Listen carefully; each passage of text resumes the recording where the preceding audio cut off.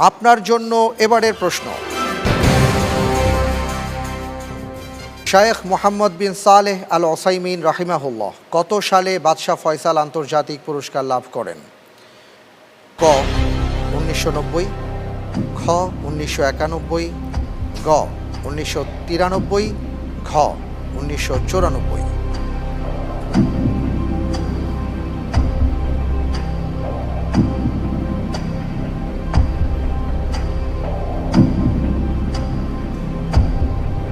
জি, life line নিতে যাচ্ছি। কোনটি? ইন্টেলিজেন্স প্যানেল সহযোগী। ইন্টেলিজেন্স প্যানেলের সহযোগিতা দেয়া হোক। এটি হবে বিংশ শতাব্দীর শেষ দিকে তিনি এই পুরস্কার লাভ করেন। ইনশাআল্লাহ উত্তর হবে ঘ 1994 সালে। লক করে দেব। ইনশাআল্লাহ। ফ্রিজ করে দেয়া হোক ঘ 1994 সাল। সঠিক উত্তর। আলহামদুলিল্লাহ। মাশাআল্লাহ। জি।